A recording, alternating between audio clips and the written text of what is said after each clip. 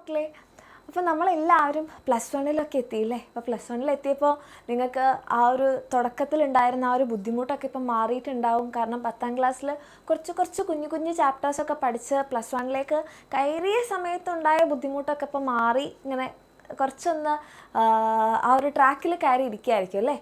അപ്പോഴായിരിക്കും നമ്മളെല്ലാവരും കേൾക്കുന്നത് നമുക്ക് പ്ലസ് വണ്ണിൽ ഫുൾ മാർക്ക് വാങ്ങിക്കണം അല്ലേ? നമ്മളപ്പോൾ നിങ്ങൾ വിചാരിക്കേണ്ട SSLCയിൽ ഫുൾ A+ എന്നൊക്കെ കേട്ട് ഞങ്ങളിങ്ങനെ മടുത്തിരിക്കുകയാണ് മിസ്. അപ്പോൾ മിസ് വീണ്ടും വന്നിട്ട് എന്താണ് പ്ലസ് വണ്ണിൽ ഫുൾ മാർക്ക് വാങ്ങിക്കണം, പ്ലസ് ടുവിൽ ഫുൾ മാർക്ക് വാങ്ങിക്കണം അല്ലേ?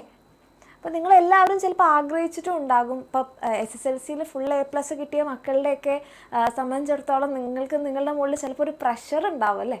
ഒരു ഫുൾ മാർക്ക് എന്നൊക്കെ പറഞ്ഞിട്ട്. പക്ഷെ പ്രഷർ എടുക്കേണ്ട കാര്യമൊന്നുമില്ല അല്ലേ? നമ്മൾ എന്തിനാ അങ്ങനെ പ്രഷറൊന്നും എടുക്കണ്ട. നിങ്ങളെക്കൊണ്ട് പറ്റുന്ന മാക്സിമം നിങ്ങൾ ചെയ്യുക. ഓക്കെ, അപ്പോൾ നമുക്കെല്ലാവർക്കും പറ്റുന്നൊരു കപ്പാസിറ്റി ഉണ്ട്. ഓരോരുത്തരുടെയും കപ്പാസിറ്റി വേറെ വേറെയാണ്.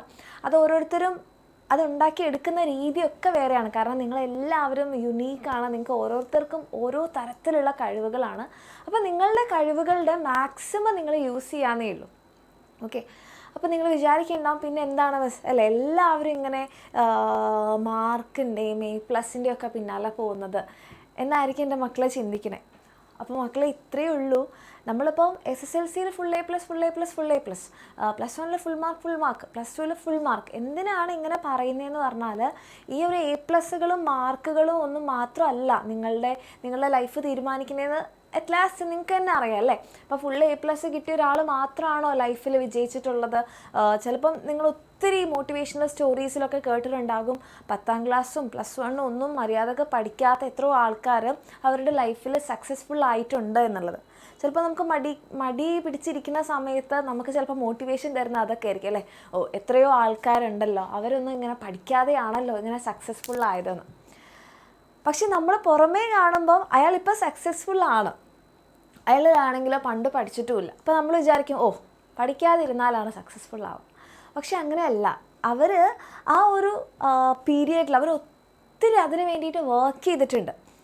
എന്തോ ഒരു കാരണം കൊണ്ട് അവർക്ക് ആ സമയത്ത് ചിലപ്പോൾ അവരുടെ ജീവിത സാഹചര്യമാവാം, ചിലപ്പോൾ അവർക്ക് പഠിക്കാൻ പൈസ ഇല്ലാത്തത് കൊണ്ടാവാം, ചിലപ്പോൾ അവർക്ക് പേരൻസ് അതിന് സപ്പോർട്ട് ചെയ്യാത്തതുകൊണ്ടാവാം, പല കാരണങ്ങൾ കൊണ്ട് അവർ ആഗ്രഹിച്ചിട്ടുണ്ടെങ്കിലും അവർ എഫേർട്ട് ഇട്ടിട്ടുണ്ടെങ്കിലും പക്ഷെ അത് സക്സസ്ഫുൾ ആവാതിരുന്നതാവാം ആ സമയത്ത് അല്ലേ? അതിനർത്ഥം അവർ ആ സമയത്ത് വർക്ക് ചെയ്തിട്ടില്ല എന്നല്ല. അവർ ആ സമയത്ത് നല്ല പോലെ തന്നെ കഷ്ടപ്പെട്ട് പഠിച്ചിട്ടുണ്ട്, അതിനുവേണ്ടി മാത്രം വർക്ക് ചെയ്തിട്ടുണ്ട്. ഒരു പക്ഷേ നമ്മൾ അറിയാത്തൊരു കാര്യം എന്ന് പറഞ്ഞാൽ അവർ ആ സമയത്ത് കഷ്ടപ്പെട്ട് പഠിച്ചതിൻ്റെയും ഹാർഡ് വർക്ക് ചെയ്തതിൻ്റെ ഒക്കെ റിസൾട്ടായിരിക്കും അവരെ ലൈഫിൽ ഇപ്പോൾ സക്സസ്ഫുൾ ആക്കിയത്. ഓക്കെ, അപ്പം മിസ്സിന് നിങ്ങളോട് പറയാനുള്ളത് ഇത്രയേ ഉള്ളൂ. നിങ്ങൾക്കിപ്പോൾ ചിലപ്പോൾ നിങ്ങൾ വിചാരിക്കുന്നുണ്ടാവും SSLCയിൽ ഞാൻ നല്ലപോലെ പഠിച്ചു, എനിക്ക് ഫുൾ A+ കിട്ടിയില്ല, ഇനിയിപ്പോൾ ഞാൻ പ്ലസ് വണ്ണിൽ പഠിച്ചാലും എനിക്ക് തോന്നുന്നില്ല എനിക്ക് ഫുൾ A+ ഫുൾ മാർക്കോ കിട്ടുന്നതിന് ഞാൻ പഠിക്കുന്നില്ല. അങ്ങനെ എൻ്റെ മക്കൾ ചിന്തിക്കാതിരിക്കുക. കാരണം ഏറ്റവും ബെസ്റ്റ് എക്സാമ്പിൾ മിസ്സാണ്. മിസ് എൻ്റെ കുട്ടികളോട് എപ്പോഴും പറയുന്നതാണ്. എനിക്കിപ്പം ഞാൻ ഭയങ്കര ഹാപ്പിയാണ്, ഭയങ്കര സാറ്റിസ്ഫൈഡ് ആണ് നിങ്ങളെ പഠിപ്പിക്കുമ്പോൾ. നിങ്ങൾക്ക് ഞാനൊരു കാരണമാണ് നിങ്ങൾക്ക് മാർക്ക് കിട്ടാൻ, നിങ്ങൾ ആ ഒരു കാര്യത്തിൽ ഹാപ്പിയാണ് എന്നുള്ള കാര്യത്തിൽ മിസ്സും ഞങ്ങളെല്ലാവരും ഒത്തിരി സാറ്റിസ്ഫൈഡ് ആണ്, ഒത്തിരി സക്സസ്ഫുൾ ആണെന്ന് നിങ്ങളെ കണ്ട് മനസ്സിലാക്കുമ്പോൾ, നിങ്ങളുടെ മെസ്സേജൊക്കെ വായിക്കുമ്പോഴാണ് ഞങ്ങൾ മനസ്സിലാക്കുന്നത് യെസ് ഞങ്ങളും ഒരു പരിധിവരെ സക്സസ്ഫുൾ ആണ് എന്നുള്ളത്. അപ്പോൾ പക്ഷേ എൻ്റെ മാർക്ക് എടുത്ത് നോക്കുകയാണെങ്കിൽ എനിക്ക് SSLCയിലോ അല്ലെങ്കിൽ പ്ലസ് വൺ പ്ലസ് ടുവിലോ ഫുൾ മാർക്കും ഫുൾ A+ ഒന്നുമില്ല. പക്ഷേ ഞാനിപ്പോൾ സാറ്റിസ്ഫൈഡ് ആണ്, ഞാൻ സക്സസ്ഫുൾ ആണെന്ന് ഞാൻ കരുതുന്നുണ്ട് ത്രൂ എൻ്റെ കുട്ടികളിലൂടെ. അപ്പോൾ മിസ് പഠിക്കാതിരുന്നിട്ടാണോ മിസ് ഇവിടെ എത്തിയത്? ഒരിക്കലുമല്ല, ഞാനതൊരിക്കലും പറയില്ല. കാരണം ഞാൻ എൻ്റെ 101% വളരെയധികം കഷ്ടപ്പെട്ടിട്ട് നല്ലപോലെ കഷ്ടപ്പെട്ടിട്ടുണ്ട്, പക്ഷേ എനിക്ക് മാർക്ക് കിട്ടിയില്ല.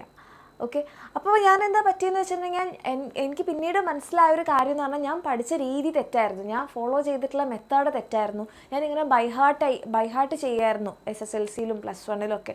പ്ലസ് വണ്ണിൽ പ്രത്യേകിച്ച് ഞാനിങ്ങനെ മലയാളം മീഡിയത്തിൽ നിന്ന് ഇംഗ്ലീഷ് മീഡിയത്തിലേക്ക് എത്തിയതുകൊണ്ട് എനിക്ക് ഒന്നും മനസ്സിലാവാത്തത് കാരണം ഞാനിങ്ങനെ ബൈഹാർട്ട് ചെയ്യായിരുന്നു.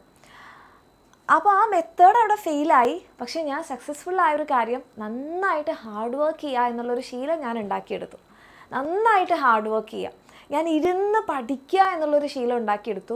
ആൻഡ് അത് ഇപ്പം എൻ്റെ ഒരു കരിയറിൽ അങ്ങനെ ഇരുന്ന് വർക്ക് ചെയ്യുക, നിങ്ങൾക്ക് വേണ്ടിയിട്ട് ഇപ്പോൾ എത്ര ലേറ്റ് ആയാലും, മിസ്സിന് മാത്രമല്ല കേട്ടോ, നമ്മുടെ അലക്സ് സാറിന് ഞങ്ങൾക്കെല്ലാം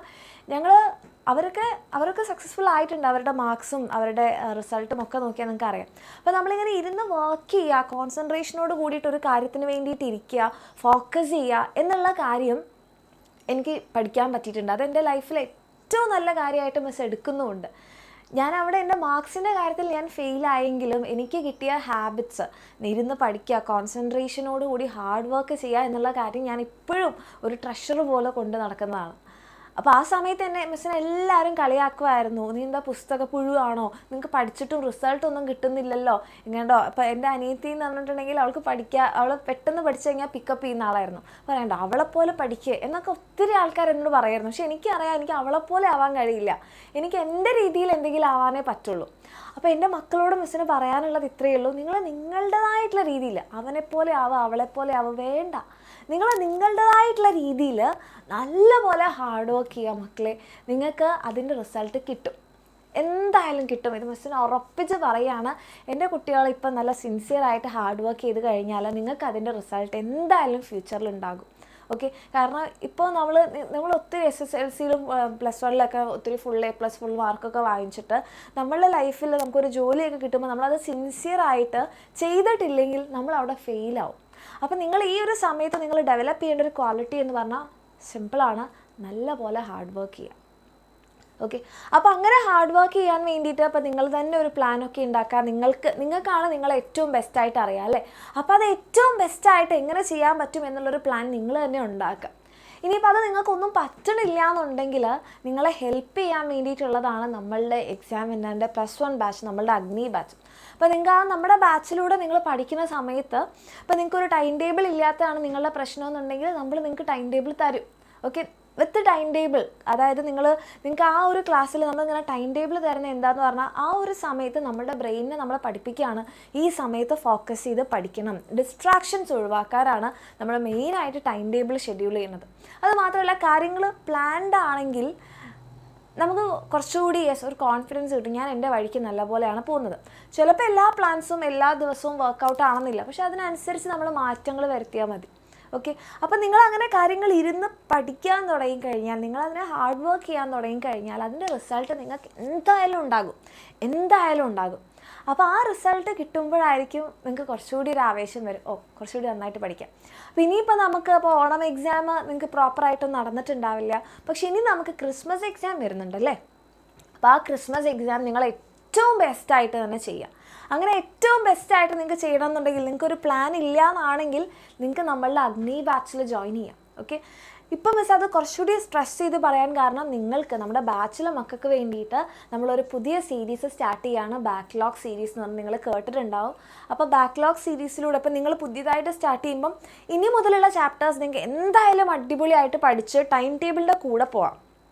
അപ്പോൾ കഴിഞ്ഞ ചാപ്റ്റേഴ്സോ, അതൊരു ക്വസ്റ്റൻ ആണല്ലേ. അപ്പോൾ കഴിഞ്ഞ ചാപ്റ്റേഴ്സ് എന്താ മസ്റ്റ് ചെയ്യുക? കഴിഞ്ഞ ചാപ്റ്റേഴ്സ് മക്കളെ നിങ്ങൾക്ക് അത് തീർത്ത് തരാൻ വേണ്ടിയിട്ടാണ് നമ്മുടെ ബാക്ക്ലോഗ് സീരീസ്. അപ്പോൾ നിങ്ങൾ സാധാരണ ടൈം ടേബിൾ എന്ന് പറയുമ്പോൾ നമ്മളൊരു സ്കൂളൊക്കെ വിട്ട് വന്നു കഴിഞ്ഞ് നിങ്ങൾ സാധാരണ നമ്മുടെ അഗ്നി ക്ലാസ്സുകൾ കാണുന്നു, നമ്മുടെ ബാച്ചിലർ ക്ലാസ്സുകൾ കാണുന്നു. അത് കഴിഞ്ഞാൽ നിങ്ങൾക്ക് എന്ത് ചെയ്യാൻ പറ്റും? 9 to 10:30 ആയിരിക്കും നമ്മുടെ ബാക്ക്ലോഗ് സീരീസ് ഉണ്ടാവുക. നിങ്ങൾക്ക് ലൈവായിട്ട് നിങ്ങളുടെ മുന്നിലുള്ള ഫസ്റ്റത്തെ ചാപ്റ്റേഴ്സ്, തുടക്കത്തിലൊക്കെയുള്ള ചാപ്റ്റേഴ്സ് നിങ്ങൾക്ക് എടുത്തു തരും നമ്മുടെ ടീച്ചേഴ്സ്. അപ്പോൾ അത് നിങ്ങൾക്ക് അവിടെയും കവർ ചെയ്യാൻ പറ്റും. അപ്പോൾ നമ്മുടെ ഇത് അങ്ങോട്ട് വിട്ടിട്ട് പണ്ടത്തെ ചാപ്റ്റേഴ്സ് പഠിച്ച് തുടങ്ങുകയല്ല, ഇതും നമ്മൾ പഠിക്കും, അതിൻ്റെ കൂടെ തന്നെ പഴയ ചാപ്റ്റേഴ്സും കൊണ്ടുവന്ന് രണ്ടും നമ്മളൊരു ബാലൻസിലാക്കും. അങ്ങനെ ബാലൻസിലാക്കി കഴിഞ്ഞാൽ നിങ്ങളുടെ ക്രിസ്മസ് എക്സാം നിങ്ങൾ വിചാരിക്കുന്നതിലും സൂപ്പറായിട്ട്, ഇനിയിപ്പം ചില മക്കൾക്കൊക്കെ സ്കൂളിൽ ചിലപ്പോൾ ക്രിസ്മസ് എക്സാം നടത്തിയിട്ടുണ്ടാവും, പക്ഷേ അത് നിങ്ങൾക്ക് നല്ലപോലെ ചെയ്യാൻ പറ്റിയിട്ടില്ലെങ്കിൽ നിങ്ങൾക്ക് വേണ്ടിയിട്ടുള്ള ഏറ്റവും ബെസ്റ്റ് ഓപ്ഷനാണ് നമ്മളുടെ അഗ്നി ബാച്ച്. അപ്പോൾ നമ്മുടെ അഗ്നി ബാച്ചിൽ നിങ്ങൾക്ക് നിങ്ങൾ ജോയിൻ ചെയ്ത് കഴിഞ്ഞാൽ കറക്റ്റായിട്ട് പഠിച്ച് നിങ്ങൾക്ക് ഡൗട്ട്സ് ഉണ്ടെങ്കിൽ ആ ഡൗട്ടൊക്കെ ക്ലിയർ ചെയ്ത് നിങ്ങൾക്ക് സമാധാനത്തോടെ പഠിക്കാം. അപ്പോൾ നിങ്ങൾക്ക് ക്രിസ്മസ് എക്സാം എഴുതി കഴിഞ്ഞാൽ നിങ്ങൾക്ക് തന്നെ ഒരു കോൺഫിഡൻസ് കിട്ടും, ഇത്രേ ഉണ്ടായിരുന്നുള്ളൂ. അത് കഴിഞ്ഞ് നമ്മളുടെ മോഡൽ എക്സാം എഴുതുന്ന സമയത്ത് നിങ്ങൾ ആ ഒരു സമയമാകുമ്പോഴേക്ക് നിങ്ങൾ ഫുള്ളി കോൺഫിഡൻ്റ് ആയിട്ടുണ്ടാവും. കാരണം നമ്മളുടെ റിവിഷൻ ബാച്ച് നിങ്ങൾക്ക് അഗ്നി ബാച്ചിൻ്റെ കൂടെ ഫ്രീ ആയിട്ടാണ് കിട്ടാൻ പോകുന്നത്. അപ്പോൾ ആ റിവിഷൻ ബാച്ച് കൂടി കിട്ടിക്കഴിഞ്ഞാൽ പിന്നെ നമ്മൾ പഠിച്ച കാര്യങ്ങളെല്ലാം ഇപ്പോൾ ഈ ദിവസങ്ങളിലൊക്കെ ആയിട്ട് നിങ്ങൾ എത്രയും നേരത്തെ ജോയിൻ ചെയ്ത് കഴിഞ്ഞാൽ ഈ ദിവസങ്ങളിലായിട്ട് നമുക്ക് ഇനിയുള്ള ചാപ്റ്റേഴ്സ് പഠിക്കാം. മുന്നിലുള്ള ചാപ്റ്റേഴ്സ് അത് നമ്മുടെ ബാക്ക്ലോഗ് സീരീസിലൂടെ നമ്മൾ കവർ ചെയ്യും. അത് കഴിഞ്ഞ് റിവിഷൻ സീരീസിലൂടെ നിങ്ങൾക്ക് എന്താണ് നിങ്ങളുടെ മോഡൽ എക്സാം സൂപ്പറായിട്ട് എഴുതാൻ പറ്റും. ദെൻ നമ്മുടെ ഫൈനൽ എക്സാം ആകുമ്പോഴത്തേക്കും ഫുൾ കോൺഫിഡൻസോട് കൂടിയിട്ട് അല്ലേ ഈ ഒരു ടൈം പീരിയഡിനുള്ളിൽ തന്നെ നിങ്ങൾ എന്ത് ഡെവലപ്പ് ചെയ്തിട്ടുണ്ടാവും? ഇരുന്ന് പഠിക്കുക, ഫോക്കസ് ചെയ്യുക, അതിൻ്റെ ഇമ്പോർട്ടൻസ് എന്താണ് എന്നൊക്കെ നിങ്ങൾ മനസ്സിലാക്കിയിട്ടുണ്ടാവും. ആ ഒരു കാര്യം നിങ്ങൾ ചെയ്ത് കഴിഞ്ഞാൽ നിങ്ങൾക്ക് +1 ഏറ്റവും നല്ല മാർക്ക് നമ്മുടെ എക്സാമിനറിൻ്റെ കൂടെ നമ്മുടെ അഗ്നി ബാച്ചിൻ്റെ കൂടെ വാങ്ങിച്ചു കഴിഞ്ഞാൽ പിന്നെ എന്തിനാണ് നമ്മൾ ബാക്കോട്ടേക്ക് പോകുന്നത്? നമ്മൾ മുന്നോട്ടേക്ക് തന്നെ പോകും. നമ്മുടെ +2 നിങ്ങൾക്ക് തുടക്കം മുതൽ തന്നെ അടിപൊളിയായിട്ട് തുടങ്ങാൻ പറ്റും. ഓക്കെ, അപ്പോൾ അങ്ങനെ വേണമെന്നുണ്ടെങ്കിൽ എൻ്റെ മക്കൾക്ക് എന്ത് ചെയ്യാം? താഴെ കാണുന്ന നമ്പറിൽ അല്ലെങ്കിൽ ഈ ഒരു നമ്പറിൽ മെസ്സേജ് ചെയ്യുക. ഇനി ഒട്ടും താമസിക്കാതെ നിങ്ങൾക്ക് പറ്റുന്ന ആൾക്കാരാണെങ്കിൽ, നിങ്ങൾക്ക് തോന്നുന്നുണ്ട് ഇതിൻ്റെ ആവശ്യമുണ്ടെന്ന് നിങ്ങൾക്ക് തോന്നുകയാണെങ്കിൽ ഇനി ലേറ്റ് ആക്കാതെ ജോയിൻ ചെയ്യാം. ഓക്കെ, അപ്പോൾ എൻ്റെ കുട്ടികൾക്ക് എല്ലാവർക്കും ഓൾ ദി ബെസ്റ്റ്. നമുക്ക് ഒരുമിച്ച് നമ്മുടെ അഗ്നി ബാച്ചിൽ പഠിക്കാം.